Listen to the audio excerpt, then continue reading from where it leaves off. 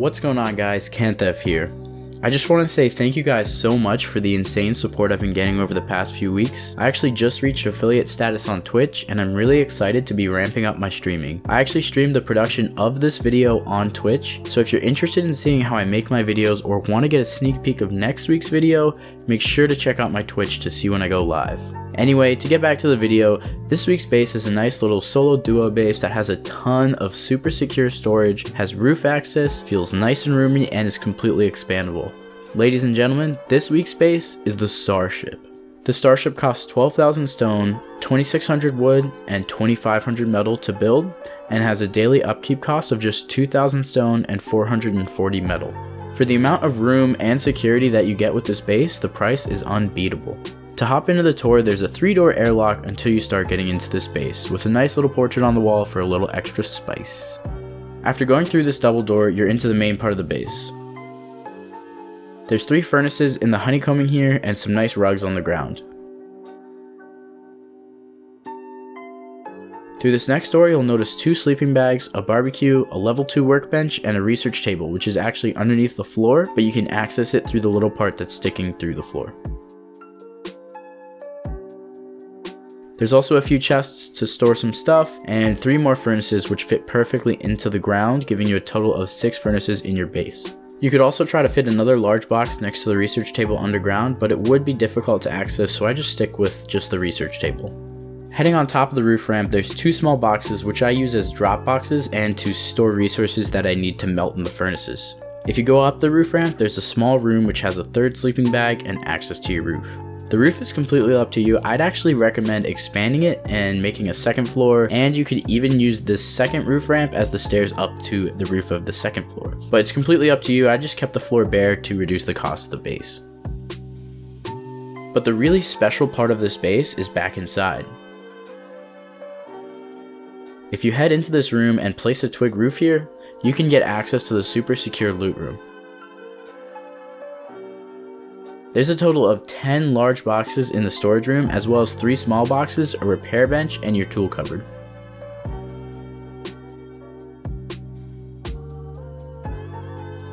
Once again, here's the daily upkeep cost of the base, and if you're wondering if you could get out of this part of the base, you can actually place a roof on the next square over through the roof, which will allow you to get out if you ever get stuck inside.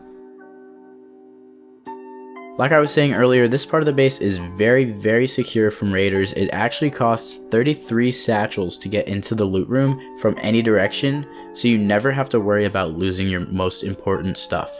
Anyway, that pretty much wraps up the tour for the base. As always, if you find this video helpful or enjoy the quality, then make sure to drop a like and definitely consider subscribing for more weekly base builds. Now, let's take a look at how to get the Starship built. If you guys have the Rust base building software called Fortify and want to see exactly what this base looks like, there's a link in the description where you can download the base and open it up in Fortify. Anyway, to kick off the build, start by placing a 2x2 of square foundations as close to the ground as possible. Add 3 triangle foundations to one side of the square as shown on screen. Next, add half-height walls in the pattern shown on screen and make sure to upgrade them to sheet metal. This is done so that if raiders were to go through the foundations of your honeycomb, they would still need to go through a sheet metal wall no matter what direction they came in. Once you've done that, the foundation should look like this. Next, add some honeycombing around the sides of your base, making sure to snap to the higher positions.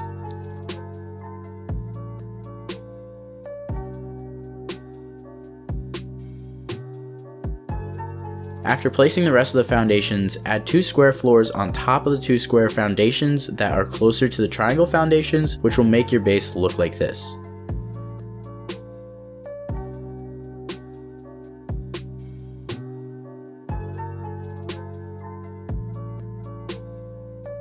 Next, we're going to build the front portion of the base. Place a doorway in the front and a full height walls on either side. Add a wall to the inside of the airlock and a doorway to the other position. Put the wall frame here and here, which will be where the double doors will go. Now, place a floor triangle on top of your airlock, jump onto it, and add these 4 half-height walls to the front part of your base.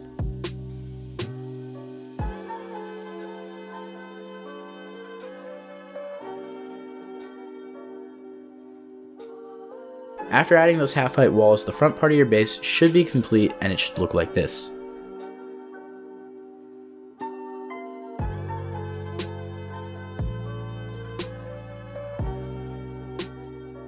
Now, add full height walls all around the outside of the rest of your base.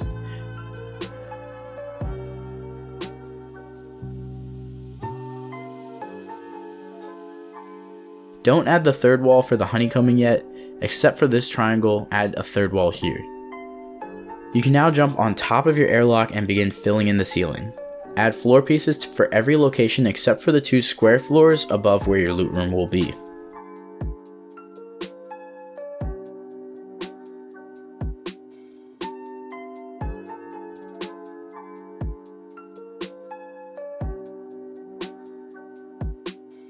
The next part of the build will be making the actual loot room. Add a roof here and upgrade it to sheet metal. This will be where you will enter the loot room from. Add 3 more walls around your loot room and upgrade those to sheet metal.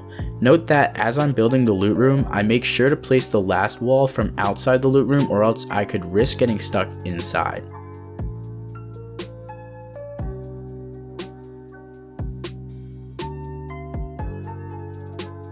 All that's left is to fill in the roof access, so make sure to add a ceiling to your loot room and upgrade that floor piece to sheet metal as well.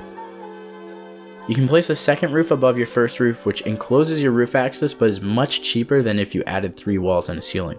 It also allows you to use that roof to get on top of your roof access if you wanted to make another floor. Fill in the ceiling of your loot room with 2 full height walls, a doorway, and a ceiling to complete the roof access. I also added a doorway between the roof panels to further secure this entrance.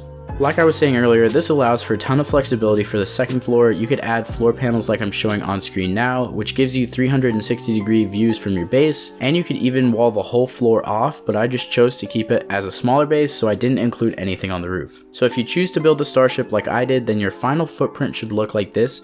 Just make sure to add foundation steps if you need them. But that pretty much wraps up the build phase of the base. All that's left now is to place down the items. As always, I'm going to speed this part up to double speed, but if you want to slow it down, you can do so by using the gear wheel on the bottom right part of your screen and setting the playback speed to half speed. But anyway, thank you guys so much for checking out this video, and if you're new here, then definitely consider checking out my channel for more great base builds, and definitely also consider subscribing to know when I drop a new base. Thank you guys once again for the insane growth that we've been experiencing over the past few weeks. I'll see you guys in the next video. Peace.